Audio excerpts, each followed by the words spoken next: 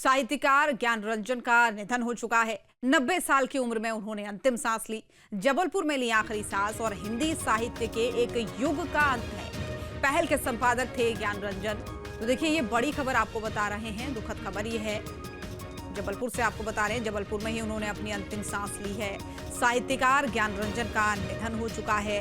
बताया जा रहा है कि बीती देर रात उन्होंने अंतिम सांस ली थी। 90 साल की उम्र उनकी हो चुकी थी और 90 साल की उम्र में अंतिम सांस उन्होंने ली है। हिंदी साहित्य को कई बड़े उपहार उनकी तरफ से दिए गए। पहल नाम की पत्रिका के वो संपादक थे और अपनी लेखनी के लिए, अपने साहित्य के लिए मशहूर थे। प्रसिद्ध साहित्यकार ज्ञानरंजन का अब निधन हो चुका है।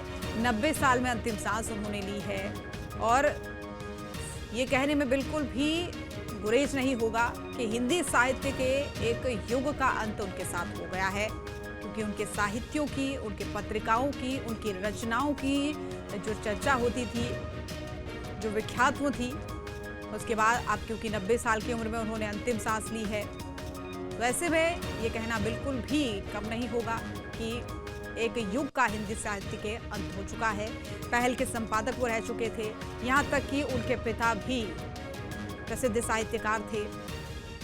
चाहे हम पहल की बात करें, चाहे उनकी अन्य पत्रिकाओं की हम बात करें, जिसमें कबाड़खाना भी प्रमुख है, इसके अलावा भी तमाम ऐसी पत्रिकाएं थी, ऐसी रचनाएं थी जो उनके द्वारा रची गईं। और अब ऐसे में दुखद खबर ये है कि उनका निधन हो चुका है। प्रसिद्ध साहित्यकार ज्ञानरंजन का निधन हो चुका है। 90 साल की उम्र में जबलपुर में उन्होंने अंतिम सांस ली है। और इसी खबर पर हमारे साथ मेहमान जुड़ रहे हैं, विजय बहादुर जी जुड़ रहे हैं वरिष्ठ आलोचक के तौर पर। विजय जी, देखिए, जैसा कि मैंने पहले भी कहा कि ये कहना बिल्कुल भी इस बात में गुरेज नहीं है कि एक पूरे हिंदी साहित्य के युग का अंत हो चुका उन्हीं के साथ ही। कैसे आप श्रद्धांजलि देंगे उन्हें? नहीं, मैं ये नहीं मानता कि एक पूरे युग की समाप्ति हो गई है, क्योंकि युग एक बड़ा शब्द है, लेकिन एक कालखंड को उन्होंने जरूर प्रभावित किया। और इसमें भी कोई शक नहीं कि न केवल प्रभावित किया, बल्कि उसे रचने में और उसकी अहमियत रेखांकित करने में उन्होंने बहुत योगदानकारी भूमिका निभाई। वस्तुतः उनकी जो पहली कहानी पिता शीर्षक से छपी थी, उस कहानी ने ही उन्हें एक सुप्रतिष्ठित कथाकारों की पंक्ति में डाल दिया था। उसके बाद धीरे धीरे वो जिस तरह से अपना काम करते रहे और भी कहानियां लिखते रहे, उन कहानियों में जिस तरह के आजादी के बाद के यथार्थ को और पीढ़ियों के संघर्ष को उन्होंने चित्रित किया, वो एक ऐसा माहौल बनाया कि उसमें न केवल कहानी में यथार्थ आया उनके समय का, बल्कि एक ऐसी भाषा और एक ऐसा शिल्प भी हिंदी कहानी को मिला, जिसे ज्ञानरंजन का शिल्प और ज्ञानरंजन का यथार्थ कहा जा सकता है। बिल्कुल जाहिर तौर जो पर उन्होंने किया कथाकार के अलावा जी, वो पहल जैसी पत्रिका का संपादन था। लोग मानते थे कि पहल में छपना अपने आप में साहित्यिक स्वीकृति को पा जाना है, और वो पहल ने कर दिखाया। इसलिए कितने कितने सारे लोग पहल में छपने के लिए लालायित रहते थे। लेकिन पहल में छपने के पहले कितनी बड़ी तैयारी किसी लेखक को और किसी प्रतिभा को स्वयं को कितना मांझना पड़ता था, ये भी उसको खुद को जांचना परखना पड़ता था। तीसरा काम जो ज्ञानरंजन जी ने किया, वो प्रगतिशील लेखक संघ को नए सिरे से जीवंतता प्रदान करना था, जिसे वे परसाई जी के साथ मिलकर कर रहे थे। और इस तरह से तीन ऐसे काम थे अपने अध्यापकीय जीवन के अलावा, क्योंकि आजीविका से तो अध्यापक थे, लेकिन स्वभाव से वे लेखक और एक संस्कृति कर्मी थे। हम मानते हैं कि उन्होंने एक भरी पूरी जिंदगी जी, और मेरे उनके रिश्ते तो कई तरह के थे।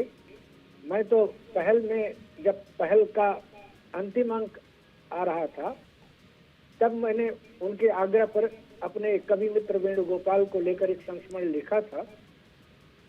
शेष तो मैं अन्य जगहों पर छपता रहा। उन्होंने मुझे कई बार इशारा भी किया कि मैं कहानियों पर लिखूं, जी। लेकिन चूंकि मैं कविता में रमा हुआ था इसलिए कहानियों पर ज्यादा नहीं लिख पाया। लेकिन जब तक की चिट्ठियां ये जाहिर किया करती थी कि वह मेरा लिखा पढ़ तो जरूर रहे। तो एक ऐसे दोस्त का, एक ऐसे साथी का जाना हम सबको उदास तो कर गया है, शोकग्रस्त भी कर गया है। लेकिन चूंकि वह अपनी एक पूरी उम्र पूरी कर चुके थे और अपने जिन कामों को उन्होंने अपने हाथ में लिया था उसे पूरा कर चुके थे, इसलिए हम मानते हैं कि उनका जाना हमारे लिए कष्टदायी तो है, लेकिन वह एक स्वाभाविक परिणति है। और बिल्कुल उनकी बिल्कुल सही बात आपने कही, क्योंकि जो यहाँ पर आता है उसको जाना तो होता ही है। और अगला सवाल मेरा आपसे था भी यही कि आपने जिस तरीके से पहल का जिक्र किया और अपना भी उनके साथ में किस्सा शेयर किया, तो हम चाहेंगे कि कोई ऐसा किस्सा जो आपने कभी उनके साथ जिया हो, कोई बातचीत ऐसी जो आपके लिए हमेशा यादगार रहेगी। कभी कभी वो भोपाल आते थे तो हमारी उनकी मुलाकातें होती थी और उन्होंने कभी किसी माने प्रेम के दबाव में या स्नेहवश कभी कभी कुछ ऐसी रचनाएं भी छाप देते थे जो पढ़े के योग्य नहीं थी।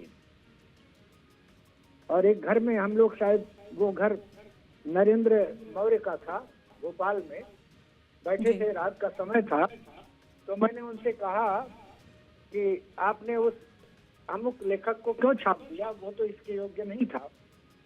तो मुस्कुराने लगे। तो मैंने कहा कि उसने आपकी ऐसी कौन सी सेवा की जिसके कारण आपने उसे छापा, क्योंकि उससे वो पहल की प्रतिष्ठा के अनुरूप नहीं था।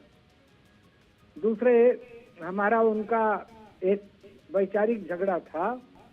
वे निरंतर मेरे जीवन आदर्शों को लेकर के टीका टिप्पणी किया करते थे, चिट्ठियों में भी वो बातें हैं।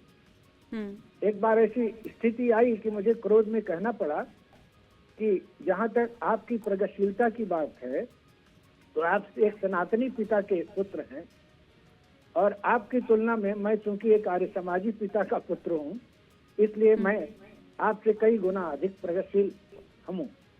इस तरह की बातें हमारे उनमें चला करती थी। और ज्ञानरंजन काफी भावुक आदमी थे, संवेदनशील आदमी थे, और लेकिन वो अपने मन पर कोई बात रखते नहीं थे। निरंतर मिलना जुलना जारी रहता था। बिल्कुल, और उनकी वो ज्ञानवर्धकता और उनकी भावुकता कहीं ना कहीं उनकी रचनाओं में भी दिखती थी। बहुत धन्यवाद सर, आप हमारे साथ जुड़े।